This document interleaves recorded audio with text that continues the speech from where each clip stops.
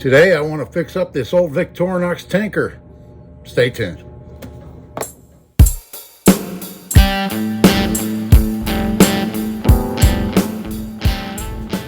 So the other day I picked up this Victorinox. I got it with a couple of other knives and only paid $5 for all three of these knives I'm going to fix up. Here's the other two. A Kershaw 1660 and an old Winchester liner lock, and they all need quite a bit of work. So today I decided I'm going to go ahead and work on this one here. It looks like it's been in a mud puddle. It's in really rough shape. The blades don't even really want to open. They're kind of stuck in there. So I'm going to soak this in some hot soapy water for a little while, pop the scales off, get her cleaned up, and we'll show you the progress.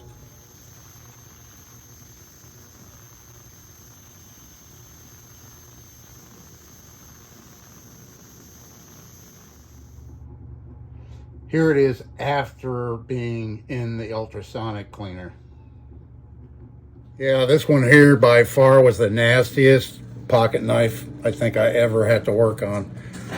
It had hair under the scales and all kinds of nastiness. I mean, this thing was in bad shape. I mean, cosmetically, you know, it was all cleanable stuff. There are some stains on the blades I still have to clean off and everything like that. But I wanted to mention, I've got this. Does everybody have one of these? This is a Victorinox scale removing tool. Actually, I made this. You know, I've used a number of different things to remove Victorinox scales, but it seemed like there for a while I was doing it quite a bit. So I decided to knock out just a little tool here that makes it a little bit easier and does it without damage. Of course, you want to soak them in hot water first to soften the plastic up on the scales, and that'll prevent chip out, which is very common when you pop these things off, especially if it's cold or something like that. Pieces of plastic can chip off, and then if it loses enough plastic, it'll be real hard to you'll have to reattach it with epoxy or something like that. But this little tool right here can just slip right down in there, and you just give it a little twist and it pops the scales right off. And real easy tool to make. It's beveled on both sides, and then you know, hollowed out right there to kind of get on both sides of that little retaining pin. All right, I'm done working on this 91 millimeter Tinker for today. I got it back together. The scales I didn't touch, so they have a lot of little pits in them and stuff like that, pretty deep, that I'm not going to be able to sand out and repolish them. So I'm going to order a new set of scales for this 91 millimeter and probably get the upgraded ones that have the provision for a pin and the pen. I might get those for this model. But I got the blades all to where they open. They're still a little bit stiff. I haven't sharpened or polished them up yet. The main blade, I got a little bit of snapback in it.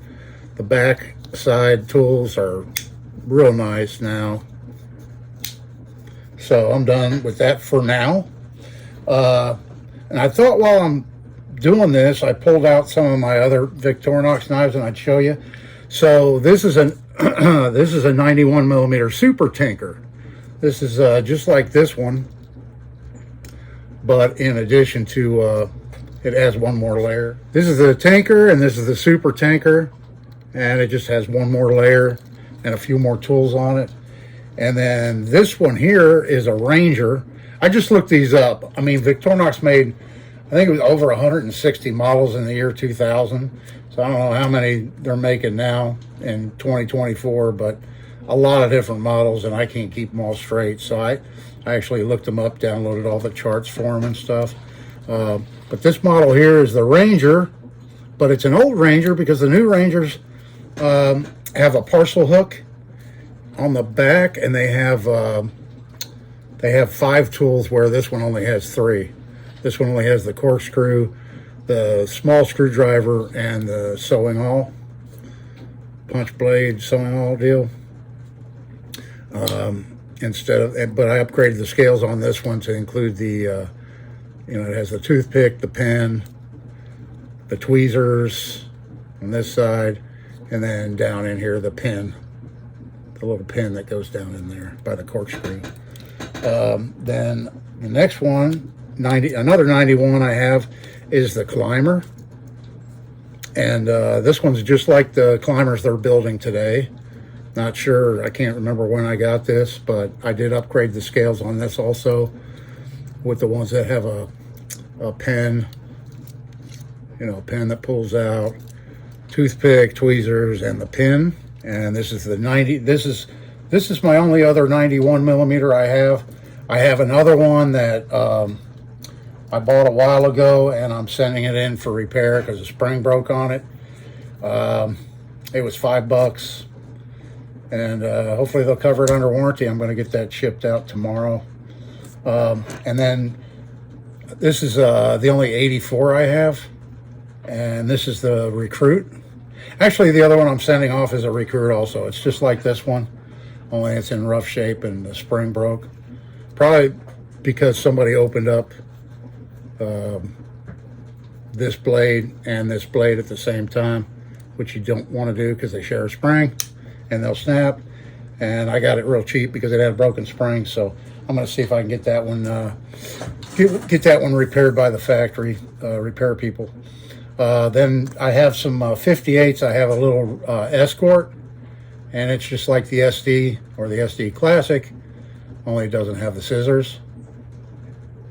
And this is an SD Classic, which has the two blades, the scissors on this side, toothpick and tweezers. SD Classic. I've had a number of these. I've been carrying one of these for decades. Every day I have one of these in my pocket. And then the last but not least, this Victorinox here. I showed it in a previous video. You may or may not have seen it, but it's a hawkbill blade, a pruner. And it's also Victorinox. And I'm not sure if I don't think they make this anymore. Maybe they do. I haven't looked for it. But in the download of all the various models that I didn't find this model. So not sure. I believe this is from the 90s. Yeah, probably the early 90s possibly. Is this little knife. So anyway, that wraps up today's video. I appreciate all my subscribers. I appreciate y'all watching. Thanks so much. Come on back for the next one. This is Dave. See ya.